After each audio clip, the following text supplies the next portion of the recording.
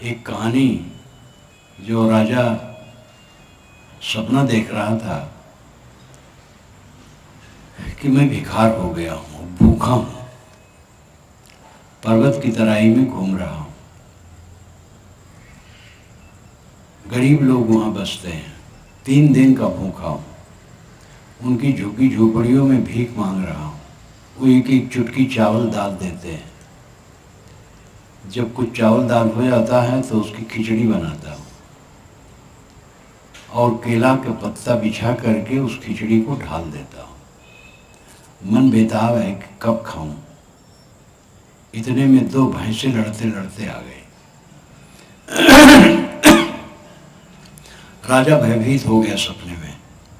ये भैंसे कहीं हमारे ऊपर टूट पड़े तो क्या होगा। रोटी को लेके भागे, खिचड़ी और केले के पत्ते पर थाली में वो तो लेके भाग जाए।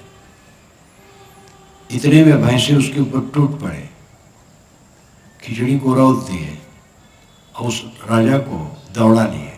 राजा भागा और नींद खुल गई। उसको आश्चर्य हुआ, हजारों को मैं खिलाता हूँ, मैं भूखा कैसे, मैं भिखार कैसे। सुबह स्नान के बाद एक संत से मिलने गया। कहा महाराज वो सच कि ये सच।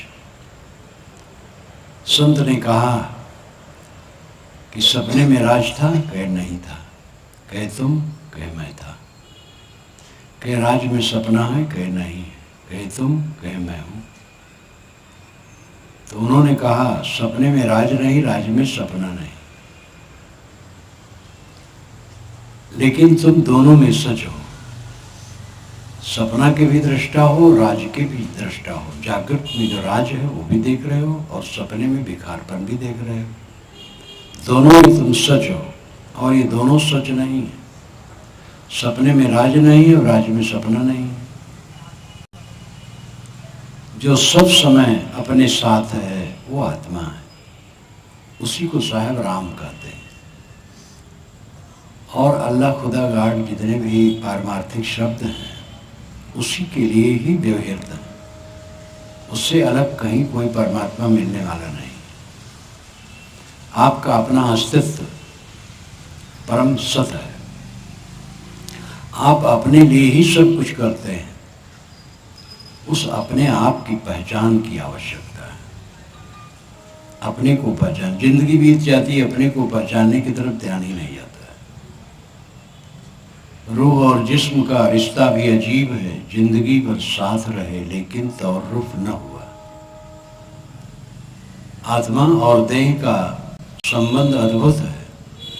जीवन भर दोनों साथ रहे लेकिन पहचाना नहीं गया और बिना पहचाने यहाँ से चले गए।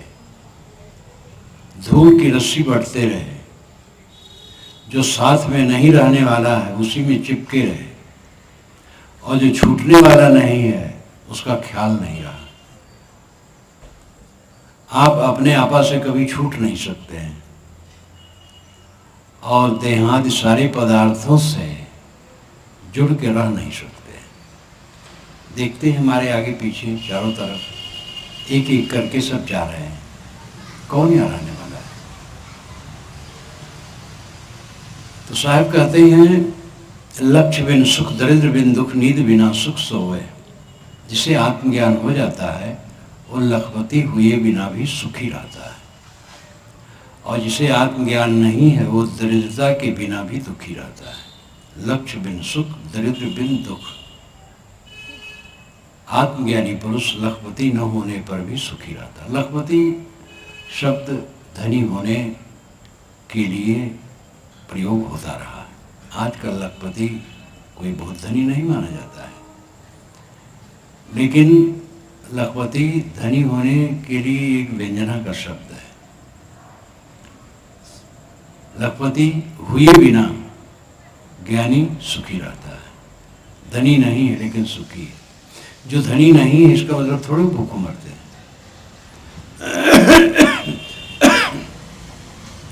और धनी होने का मतलब थोड़ा है कि वो एक एक कुंतल खाते रहते हैं। गुजर बसर सबका होता है, पशु पक्षी कीड़े मकोड़े सब का गुजर होता है। धनी हुए बिना भी ज्ञानी सुखी रहता है, और आत्मज्ञान जिसे नहीं है, निर्धन होकर के, धनी होकर के भी दुखी रहता है। धनी न हो, ज्ञानी सुखी रहेगा, और ज्ञान नहीं है तो धनी होने पर भी दुखी। दरिद्र बिन दुख, दरिद्रता नहीं है लेकिन दुख है। दरिद्रता कहते हैं कि बहुत मेहनत करने पर भी पेट न भरे, तन ढकने के लिए ठीक से कपड़े न मिले, रहने की जगह ठीक से न हो, ये दरिद्रता है। ऐसी दरिद्रता नहीं है लेकिन आदमी दुखी है, दरिद्रता के बिना दुखी है। पेट भर रहा है, वस्त्र मिल रहे हैं, घर में रह रहा है, लेकिन दुखी है।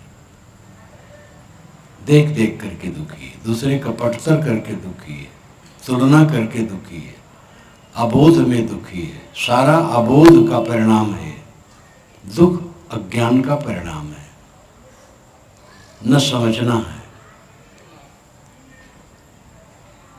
लक्ष्य बिन सुख, दरिद्र बिन दुख, नींद बिना सुख सोए। आत्मज्ञानी नींद के बिना भी सुख से सोता है, और ज्ञानी आदमी नींद के समय भी नहीं सुख से सोता है। नींद ही नहीं आती है, नींद आई तो बढ़िया नींद नहीं आती, मन खराब है, पीड़ित है, उलझा है। और विवेक है, आत्मज्ञान है, तो नींद के बिना भी वो हर समय सुख से सोता है। सुषुप्ति को आत्मलाभ के अर्थ में माना गया है।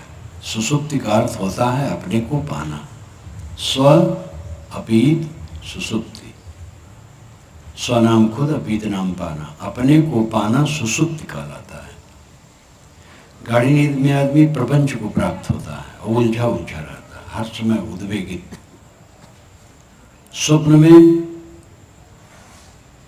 आभासों में उलझा रहता है, गाढ़ी नींद में सुख से सोता है। अज्ञानी आदमी भी गाढ़ी नींद में सुख से सोता, कोई दुख नहीं रहता, लेकिन जागते ही दुख शुरू हो जाता है। क्योंकि जो सुषुप्ति का आनंद है वो अवस्था जन्य है, बोध जन्य नहीं है। बोध से वो सुखी है ऐसी बात नहीं है, अवस्था से सुखी है, भूल गया सब। लेकिन जो जागते जागते भूल गया वो महासुखी होता है। जागते जागते जो द्वंद्वों को चित्त से उतार दिया है, निर्द्वंद है, पीड़ा रहित मन, उस सुख से सोता है।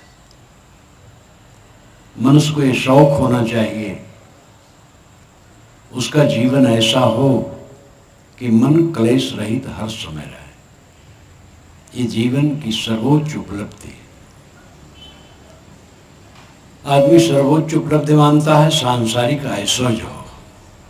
ऐश्वर्य चाहने से थोड़े होता है,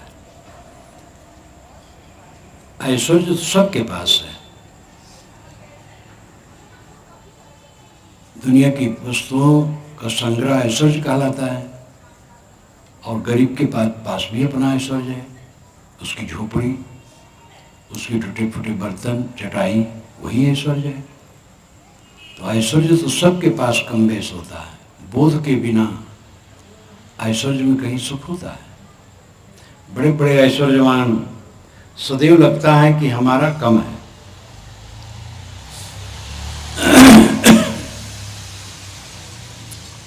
बोध से ही कमी मिटती है, पदार्थों से कमी नहीं मिटती। पदार्थ जितने मिलेंगे असंतोष उतना बढ़ेगा। एक झुग्गी झोपड़ी वाले, एक खोंचा वाले से बाजार में पूछो, सरकार तुम्हें सहायता देना चाहती है, कितना चाहिए जिससे तुम्हारा काम बढ़ जाए? खोंचा वाला कितना मांगेगा? 1000 खान मांगेगा, 2000 मांगेगा बस। लेकिन जो ढाबा बना के बैठा है वो 50,000 मांगेगा, और जो दुकान सजा के बैठा वो लाखों मांगेगा। और टाटा बिरला से पूछा जाए कितना सहयोग किया जाए तो आपका काम बन जाएगा, तो कितना मांगेंगे हम लोग सोच भी नहीं पाएंगे। तो वस्तुओं से कहीं पूर्ति होती है, किसी की नहीं, आज तक पूर्ति नहीं हुई है। बोध से पूर्ति होती है, और उधर ध्यान नहीं किसी का। नींद बिना सुख सोए, विवेकवान नींद के बिना भी सुख से सोता है। असली इंसान वही है, असली आदमी वही है जो नींद नहीं है और सुख से सो रहा है, जागते जागते सुख से सो रहा है। उद्वेग शून्य मन सुख से सोना है। जागते हैं लेकिन शांत चित्त है, उद्वेग शून्य, कलह नहीं है मन में, उद्विग्नता नहीं है, असंतोष नहीं है, पीड़ा नहीं है। ये जीवन की सर्वोच्च उपलब्धि है। समझ पाना बड़ा मुश्किल है, समझ में आ जाए करना मुश्किल है, आदत खराब है। आदमी करने चलते हैं, बीच में छोड़ देते हैं, साधना में लगते हैं, मोटे मोटे दोस्त छूट जाते हैं, उसी में संतोष कर लेते हैं, मंजिल बाकी ही रह जाता है।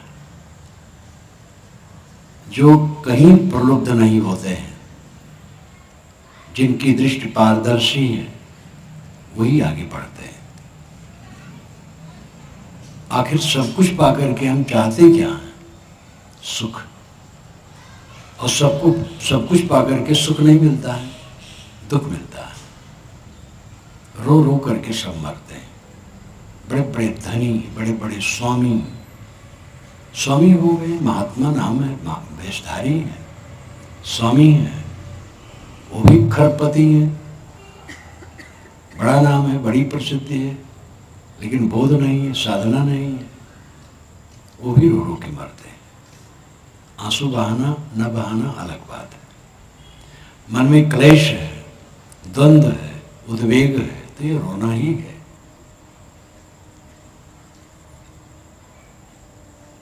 करने से भौतिक वस्तु मिलती है, न करने से आध्यात्मिक वस्तु मिलती है।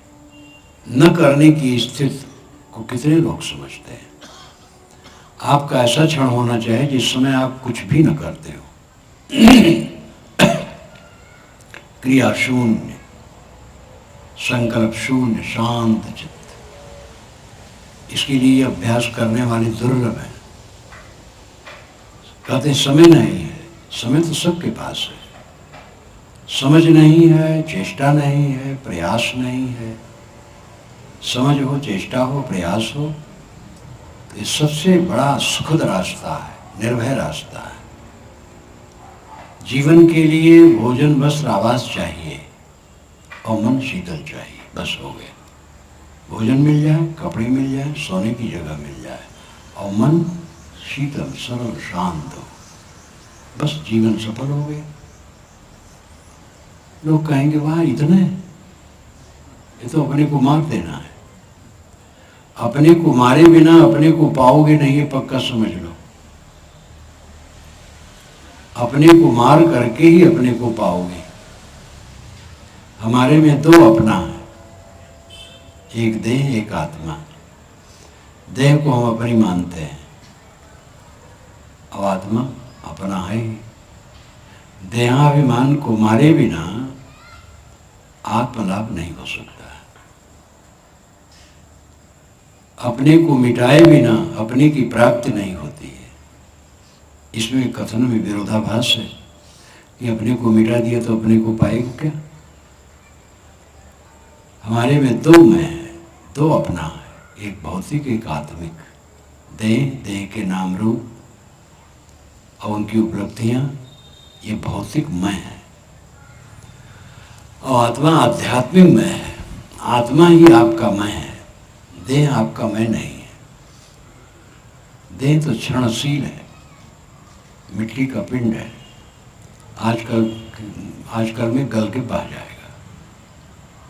जितने लोग यहाँ बैठे हैं सब मोम की मूर्तियां हैं, आंच लगते ही टकल जाएगी, मिट्टी के धूल सब बिखर जाएंगे। अपने इष्ट मित्रों को आप देखते हैं, सगे संबंधियों को देखते हैं, समय से समाचार आता है, तार आता है, फोन आता है, चिट्ठी आती है, फलाने का स्वर्गवास हो गया।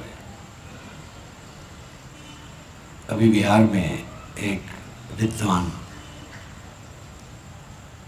वो गृहस्थ थे लेकिन प्रवक्ता थे, विद्वान थे, आर्षमाजी थे, 50-55 की उम्र थी, बहुत सशक्त भाषण करने वाले थे। एक कार्यक्रम करके गए घर, लेटे और उनको कमजोरी लगी। अपने बच्चे से कहे कि दवाई लाओ, कमजोरी लग रही। दवाई लिए, असमर्थ हो गए, कुछ ही मिनट में असमर्थ हो गए, बस शरीर छूट गया। देखते देखते इसे हो जा। इसी बड़ौदा में अमेरिका रहते थे वो, कुंदनपुर के थे, पाल क्षेत्र के, बुरली की तरफ के कुंदनपुर के, और लौटना था उन्हें, अमेरिका जाना था। पतंग उत्सव मनाने का आयोजन कर रहे थे, छत पर कुर्सी पर बैठे, बस शांत हो गए। लोग समझे नींद आ गई, निकट आए, देखे तो मरे थे। जिस दिन मैं जम्बू घोड़ा की तरफ से आ रहा था सालपुरा बीनू भाई यहाँ, तो कुंदनपुर भी रुका थोड़ा भक्तों के यहाँ। उस समय चिता उनकी बनाई जा रही थी, लाश नहीं पहुंची थी। लोग कहे लाश बड़ौदा से ला रहे हैं। अमेरिका का प्रोग्राम वहीं धरा ला गया। एक के लिए नहीं है, सबके लिए है। इसका ख्याल कितने लोग रखते हैं? एकदम स्थूल बुद्धि है, जो सामने है वही सब सच दिखता है, और जो अंत उसका है उसका ख्याल नहीं। विवेकवान नींद बिना सुख सोए। नींद के समय तो सुख से सोता ही है, नींद नहीं रहती तब भी मानो सुख से सोता है। जिसके चित्त में उद्वेग नहीं है, शांति नहीं है, पीड़ा नहीं, वो सब समय सुख से सोता है। जस बिन ज्योति रूप बिन आशिक, ऐसो रतन बिहू ना रोए। यश के बिना वो ज्योतिष है, यश की जरूरत नहीं, कीर्ति की जरूरत नहीं, सम्मान की आवश्यकता नहीं है, वो अपने आप में ज्योतिष रहता है। जस बिन ज्योति रूप बिन आशिक, वह रूप के बिना आशिक है, अरूप में आशिक है, आत्मा में आशिक है। रूप में आशिक होना स्थूल बुद्धि का लक्षण है, उसका फल रोना है। अरूप में आशिक है, आत्मा में मग्न है। ऐसो रतन बिहू ना रोवे। ऐसा आत्मज्ञान रूपी रत्न न जानने से, न समझने से आदमी रो रहे हैं। रोते रोते जन्मते हैं और रोते रोते मरते हैं। जीवन भर जो शिकायत है रोना ही है, सुख नहीं मिला। और प्राणियों की शिकायत, साथियों की शिकायत, इनसे सुविधा नहीं मिली, विरोध मिलता है, तिरस्कार मिलता है, अनादर मिलता है, सबके प्रति असंतोष। हर आदमी हर समय दुख की भट्टी में जलता है, और उसकी व्याख्या वो भौतिक करता है, आत्मिक नहीं।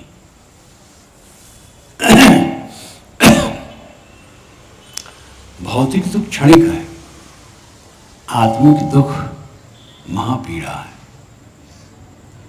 शरीर में रोग लग जाए, कहीं कष्ट हो जाए, कुछ हो जाए, विवेक हो, उत्साह ले, वो बांध नहीं सकता है। लेकिन मन का क्लेश, मन की उत्तेजना, मन के शोक मोह, मन के विकार आत्मा को जलाते हैं। आज जलाते हैं, आगे जलाते हैं। दुख की परिभाषा हम भौतिक दृष्टि से करते हैं, आध्यात्मिक दृष्टि से नहीं कर पाते हैं। ऐसो रतन बिहू ना रोवे। ब्रह्म बिन गंजन मणि बिन नीरख, रूप बिना बहु रूपा। आपके अपने अस्तित्व होने में कोई भ्रम नहीं है, लेकिन अपना ही हम हरदम गंजन करते हैं, विनाश करते हैं। आप ना हो तो सब कुछ किस लिए है? आप ही के लिए सब कुछ है। आपके लिए शरीर है, आपके लिए धन है, आपके लिए परिवार है, आपके लिए भगवान है, आपके लिए देवता है। अब आप ना हो तो किसके लिए है सब? आत्मा ही के लिए सब है। अब आत्मा का ख्याल ही नहीं।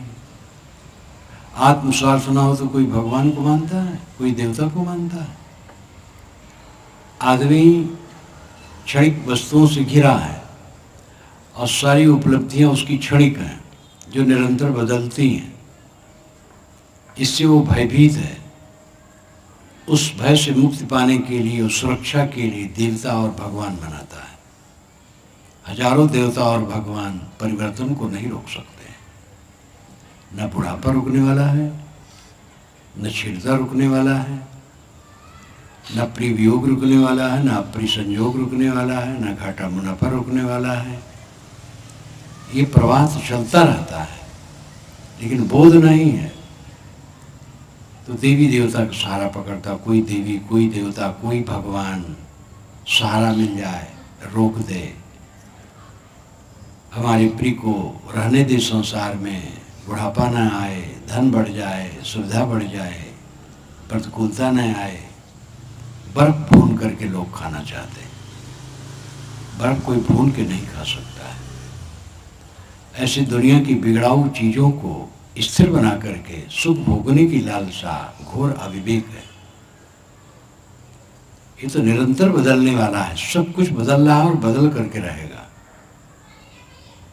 विवेकवान है वो प्रकृति का सहयोग करता है। प्रकृति का सहयोग करना क्या है? जो हो रहा है संतुष्ट, बाल पक रहे हैं बहुत बढ़िया, चाम में सिकन आ रही है बहुत अच्छा है, दांत उखड़ रहे हैं बहुत अच्छा है, प्रियोग हो रहा है ठीक है, वस्तुएं बनी हैं और लौट करके कारण में लीन हो रही हैं, होना है उसको, होना चाहिए। जो हो रहा है उसके लिए जो सहयोग रखता है, स्वीकृत रखता है, वो क्लेश में नहीं होता है। और जो उसको रोक लेना चाहता है वो क्लेश में रहता है, रुक तो सकता नहीं। बनी हुई वस्तुएं बिगड़ेंगी, सारे संस्कार क्षीण होते हैं। संस्कार यानी बने हुए। संस्कार कहते हैं धोने को, साफ करने को, संवारने को, सुसंगठित करने को। हर वस्तुएं प्रकृति सुसंस्कारित करती है और मनुष्य भी सुसंस्कारित करता है। प्रकृति से सारी वस्तुएं जो बनी हैं वो प्रकृति ने ही उन्हें संस्कारित किया है, निर्मित किया है।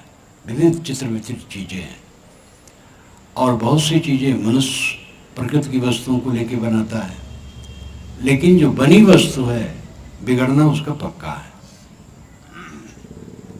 इस बोध में आदमी नहीं जीता है। बनी हुई वस्तुओं को स्थिर रखना चाहता है, ये अबोध, बचकानापन। बोधवान स्वीकृत, सबके प्रति स्वीकृत रखता है। ठीक है, बिगड़े कोई हर्ज नहीं, हमारा क्या बिगड़ता है? बिगड़ जाए, शरीर में रोग लग जाए, अपने से रोग नहीं लगाना है। रोग लग जाए दवाई संयम करना है, विवेक से रहना है। लेकिन फिर भी उसमें है तो है, ठीक है। घाव हो, पीड़ा हो, वो भी समय कट जाएगा। सहन करने की जरूरत है। जब सहन से खिलाफ होगा तो अचेती आ जाएगी। प्रकृति का यह विधान है। जब दुख सहन से बाहर हो जाता है तो आदमी अचेत हो जाता है शारीरिक दुख में, और जब तक अचेत नहीं होता वो सहन के अंदर माना जाता है। ये कभी कभार किसी को हो जाता है।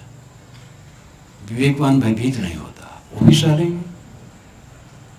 प्रिय के वियोग तो सबको अपनी आंखों के सामने सहना पड़ता है। राजा महाराजा, धनी गरीब, कोई बच नहीं सकता है।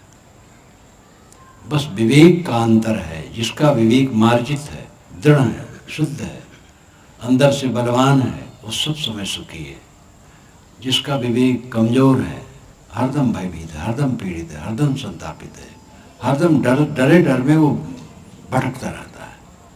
विवेकवान निर्भय होता है, जो होगा सो होगा, होने दो, क्या होगा। रात दिन जो हो रहा है वही होगा। मैं जरा मरखंड हूँ, शुद्ध बुद्ध हूँ, मेरा कुछ नहीं बिगड़ने वाला है। भ्रम बिन गंजन, आत्म अस्तित्व के होने में कोई भ्रम नहीं है, लेकिन सबसे बड़ा गंजन विनाश हम अपनी आत्मा का करते हैं। विनाश तो नहीं होता है उसका, पीड़ित होता है, व्यथित होता है। भ्रम बिन गंजन मणि बिन नीरख, वो कोई बाहरी मणि नहीं है, लेकिन उसी की निरख परख करो, आत्मा को समझो, आत्मचिंतन करो। सुबह शाम अकेले में बैठ करके सोचो मैं कौन हूँ और मुझे जो मिला वो क्या है, कब तक संबंध है, कब तक रहेगा, इस पर कभी सोचते हो? बरसों बीत जाते नहीं सोचते हैं। रोज सोचना चाहिए, अधिक से अधिक सोचना चाहिए। जितनी मेरी उपलब्धियां वो कब तक रहेंगी। भ्रम बिन गंजन मणि बिन नीरख, रूप बिना बहु रूपा। रूप बिना भी बहु रूप वाला है। आत्मा का कोई ऐसा रूप नहीं जो आंख से दिखाई दे, अरूप है। अरूप का अर्थ शून्य नहीं होता है। देखो हवा अरूप है, लेकिन बड़े बड़े पेड़ों को उखाड़ देता है, इसलिए अरूप का अर्थ शून्य नहीं होता है, उसमें दिखाई देने वाला आकार नहीं। रूप बिना बहुरूपा, बहुरूप वाला है। स्त्री रूप में, पुरुष रूप में, काले रूप में, गोरे रूप में, बाल रूप में, वृद्ध रूप में, वही तो विद्यमान है। रूप बिना बहुरूपा, स्थित बिन सुरत, रहस्य बिन आनंद, ऐसो चिरत अनूपा। विवेकवान स्थित बिन सुरत, स्थित का आधार, स्थित का अर्थ है आधार, आधार के बिना अपने चित्त को स्थिर कर देते हैं। ये ध्यान देने योग्य बात है कि प्रथम साधक आधार में चित्त को ठहराता है। आधार बना करके गुरु का चित्र मन में ले लिया और उसी में मन को ठहराता है। आंखें बंद की, बंद आंखों में प्रकाश अंधकार जो दिखाई दिया उसी में मन को ठहराता है। एक बिंदु की कल्पना कर ली, उसी में मन को ठहराता है। सांस पर ठहराता है, नाद पर ठहराता है, कोई आधार पर ठहराता है। लेकिन परिपक्व साधक स्थित बिन सुरति, स्थिति आधार, आधार के बिना उसकी सुरति स्थिर हो जाती है। कोई आधार नहीं, अपने आप शांत, सोचना बंद, संकल्प शून्य हो जाता है। साधक की ये शक्ति होनी चाहिए कि वो संकल्प शून्य हो जाए, कुछ न सोचे, ऐसी अवस्था आ जाए। और ये उत्कट वैराग्य और अभ्यास से संभव है। उत्कट वैराग्य, साधारण वैराग्य से नहीं, तीव्र वैराग्य। वैराग्य कोई कपड़ा और आश्रम नहीं है, वैराग्य है विवेक का फल। जो सच्चाई को समझता है उसके चित्त में अपने आप वैराग आता है। सच्चाई क्या है? समस्त निर्मित वस्तुएं मिटेंगी, मिट रही हैं, मिटेंगी, सारा संबंध छूटेगा। जीवन की भीड़ झूठी है, मृत क्षण का एकांत सच्चा है। जीवन की भीड़ हमें ठगती है, बड़ी गहमागहमी, बहुत मिल रहा है, ये सब ठगता है हमें। मृत्यु का एकांत क्षण वो सच है। एकांत का अर्थ है अंत में एक अकेला आ रहना है। राजा बादशाह का भी शरीर छूटता है, अकेला हो जाता है, चाहे जो हो, सबको अकेला होना है। और उस अंतिम अवस्था को जो नहीं साधता कितना गाफिल है। काम करो, जब तक जीवन है काम करना होगा, धंधा करो, गुजर बसर के लिए जो आप करते हैं करें, लेकिन अकेले में बैठ करके आत्मचिंतन भी करें। इस चीज को साधें। ये अंत में अकेला है, आखिर में जाना है अकेला, तो झमेला कौन काम का। एक बहुत बढ़िया वचन है, ये झमेला तो छूटना है।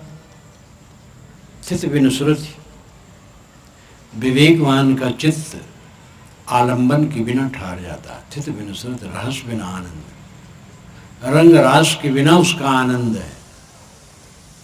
सामान्य आदमी को आनंद कहाँ आता है? थिएटर में, सिनेमा हॉल में, नौटंकी नाच में नहीं, ज़्यादा टीवी खोल लिया, उसी में थोड़ा आनंद आ गया, नहीं तो तम्बाकू ही खा लिया, शराब थोड़ा पी लिया, हर जगह अपने आप को धोखा दे करके आदमी आनंद लेना चाहता है। साहब कहते हैं जो ज्ञानी है रस बिना आनंद, रंग रास के बिना उसका आनंद है। एक बार एक सज्जन मेरे साथ समुद्र के किनारे जब गए तो समुद्र में खड़े हो गए।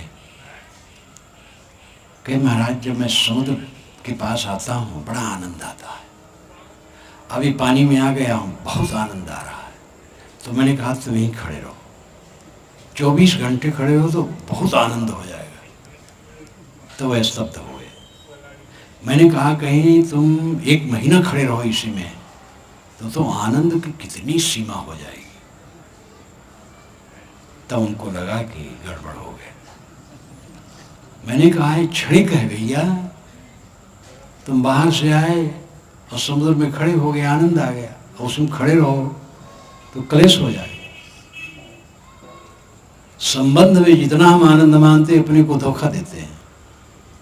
आनंद असंबंध में है, आनंद अकेले में है जो स्थिर है। इसका अभ्यास करो, सबको करना चाहिए। हमारे पास ये इतना काम है, फुर्सत नहीं है। अरे धोखा न दो अपने को, फुर्सत हो जाएगी। एक नर्तकी थी एक बाजार में और वहाँ एक महतो थे। अवध क्षेत्र में महतो गाते हैं धनी को गाँव में। तो कहे कि महतो जरा मेरा आप नाच एक बार देख लीजिए, मैं गाती हूँ नाचती हूँ दूर दूर जाती हूँ, अब आपके गांव में रहती हूँ और आप देखते नहीं। तो कहें कि फुर्सत नहीं है। वहाँ की भाषा में कहें सत्तारी नहीं है, सत्तारी यानी सरतियार नहीं हो, छुट्टी नहीं है, सत्तारी नहीं है। तो ऐसे वो कहती रही और सब समय टालते रहे। महतो मरने लगे, खाट से उतार करके जमीन पर लटा दिए गए। मरते समय लोग खाट से उतार देते हैं, कहते खाट ही पर अगर आदमी मर जाएगा तो प्रेत होगा, तो जमीन में उतार देते जिससे प्रेत ना हो। एक भ्रम है। तो लटा दिए गए थे। तो वो नर्तकी कही कि महतो आज तो मैं नाचूंगी और गाऊंगी क्योंकि आप जा रहे हैं। तो उसने गाया महतो आज वही सत्तारी, तबला बाजे दुधुआकारी।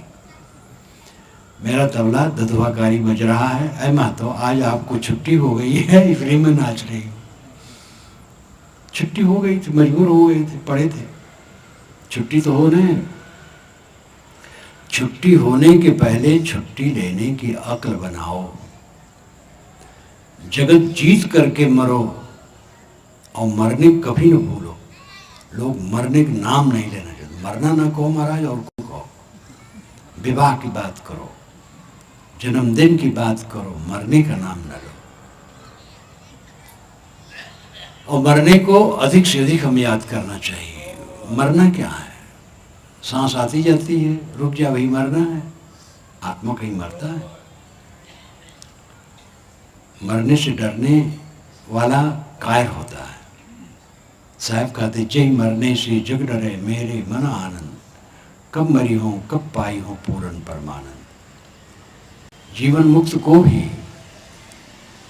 शरीर रहे तक शारीरिक प्रपंच तो रहता ही है। ठंडी, गर्मी, भूख, प्यास, अनुकूल प्रतिकूल, शरीर की थकावट, ये सब तो रहती ही है। सम्मान अपमान का प्रपंच।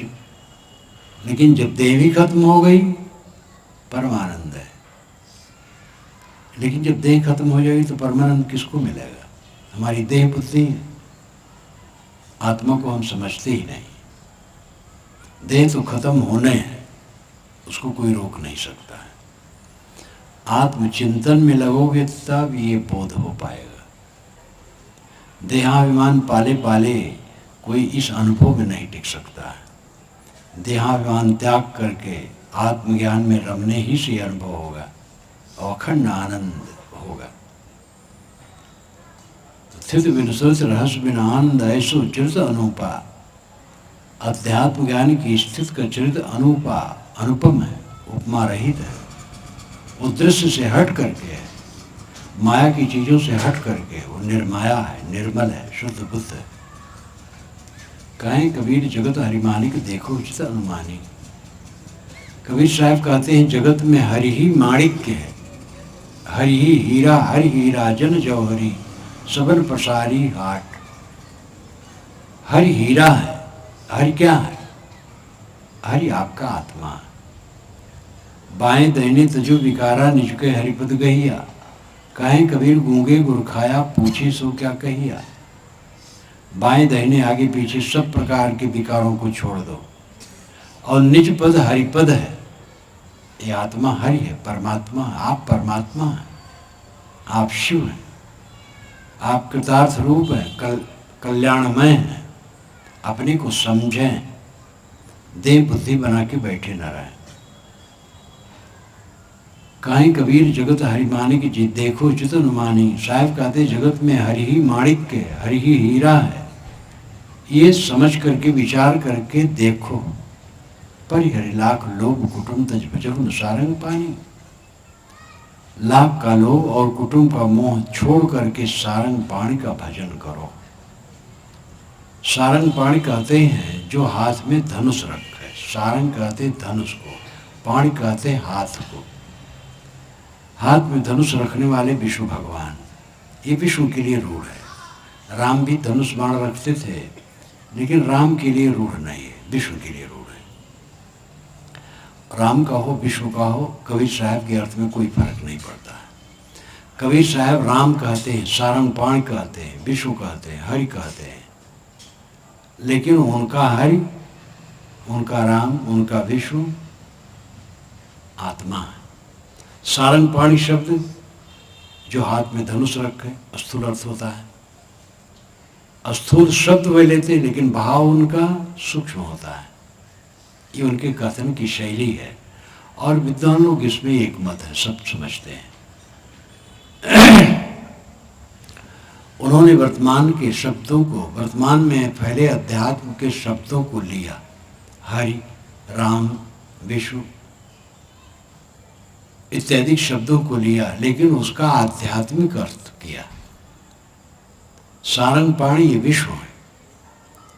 विष्णु का अर्थ होता है जो प्रविष्ट हो। विष धातु से विष्णु शब्द बनता है, इसलिए जो सब में प्रविष्ट हो, घुसा हो, वो विष्णु है। आत्मा सब के अंदर में घुसा है, सब के अंदर में। जहाँ जहाँ देखो तो आता सोई। इसी पद में साहब ने पहले कहा विष्णु जो सब के अंदर में बैठा, आत्मा विष्णु है। आत्मा का भजन करो, आत्मचिंतन करो, आत्म संतुष्ट हो, आत्म शांति लो। जीवन का परम सुख आत्म शांति पद है। ये जीवन अनोखा है और क्षण में खो जाने वाला है। जीवन के साथ रहते रहते हम जीवन का अध्ययन नहीं करते हैं। जिस पर हमें बहुत बड़ा गर्व है, उस शरीर पर विचारो क्या है। एक हड्डी का कंकाल है, मांस भरा है, रक्त भरा है, नसें फैली हैं, गीला गीला चाम लपेटा है, टट्टी पेशाब की थैलियां लटकी अंदर, रोग व्याधि का घर है, उद्वेगों का घर है। यही सब तो ये शरीर है। इस शरीर में विशेषता है कि जब जीव इस शरीर में रहता है, मानव शरीर में, तो इसकी विवेक जगने का साधन रहता है। पशु पक्षियों में नहीं रहता है। पशु पक्षियों में भी यही सब है, हाड़ मांस, और मनुष्य शरीर में भी वही हाड़ मांस है। लेकिन ये विशेषता है कि पशु पक्षी केवल गुजर बसर कर सकते हैं, उनको आत्मज्ञान नहीं हो सकता है। प्रकृति ने उनके मन को प्रतिबंधित कर दिया है, मनुष्य के मन को प्रतिबंधित नहीं किया है। ये खुला है, इसलिए यहाँ विवेक जगता है। लोग विवेक नहीं जगाते हैं, अपने खुले मन को प्रपंच की तरफ ही अच्छी तरह खोल देते हैं। इसलिए आदमी जितना दुखी है, कोई जानवर दुखी नहीं। कोई जानवर मानसिक उद्वेग से पागल हो गया हो, आपने नहीं सुना होगा। कुत्ता पागल होता है जब उसकी खोपड़ी में कीड़े लग जाते हैं, हाथी पागल होता है जब उस पर मत चढ़ जाता है, लेकिन मनुष्य पागल होता है मानसिक उद्वेग से। केवल मनुष्य पागल होता है और कोई पागल नहीं होता है। जो पागल नहीं होता है वो भी पागल रहता है, उसका पागलपन सभ्यता पूर्वक रहता है। पागल खुल करके कहता है जो उसके मन में आता है उल्टा पलटा। बूढ़ा है, अगर पागल है, उसके मन में सनक जवानी का, तो कहेगा मैं 22 वर्ष का जवान हूँ। फटी हालत में और कहेगा मैं राजा हूँ, क्योंकि पागल है और खुला पागल है।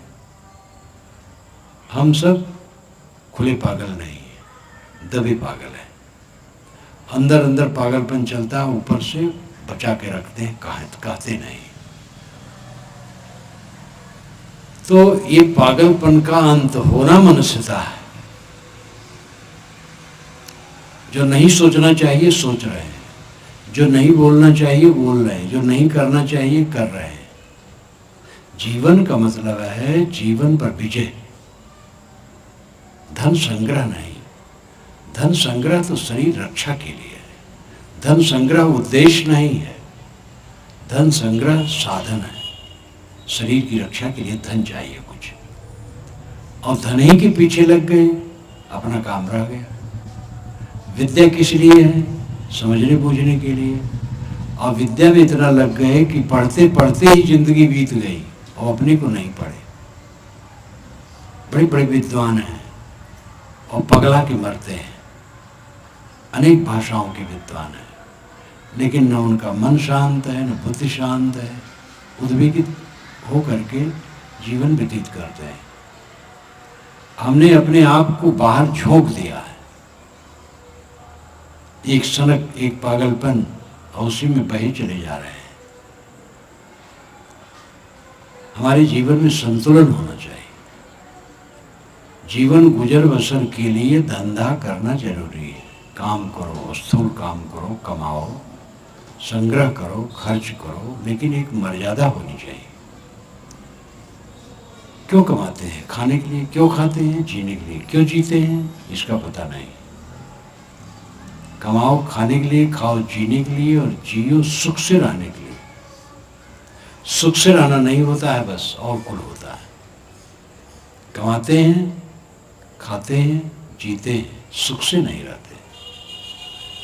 वैसे एक दूसरे से मिलते हैं तो लोग कहते भैया राम राम राम राम, कुशल मंगल, कहते चकाचक है, आनंद है, ये रिवाज है।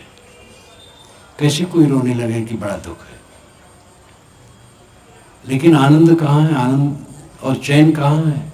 जब मन बेचैन है, मन में उलझन है, मन में उद्वेग है, मन में विकार है, मन में अशांति है, तो आनंद कहाँ है? एक रस्म है कहने का, बड़ा आनंद है। एक महात्मा अपने शिष्य से कहा करते थे कि दुनिया बहुत दुखी है। कहे महाराज बड़े बड़े धनी हम देखते हैं, आप कैसे कहते दुखी है? कहे बेटा तुम नहीं समझते हो, दुनिया दुखी है। जा रहे थे, एक सुंदर जवान बैठा था दरवाजे पर, कई नौकर खड़े थे। कहे महाराज ये तो सुखी होगा। कहे चलो भाई इसके पास। गए, उसने नमस्कार किया, बैठाया। कहे महाराज किधर से आ रहे हैं? कहे साधु ऐसे घूम रहे हैं। महाराज ने पूछा कुशल मंगल? कहे हाँ महाराज सब बड़ा आनंद है। कहे कोई तकलीफ?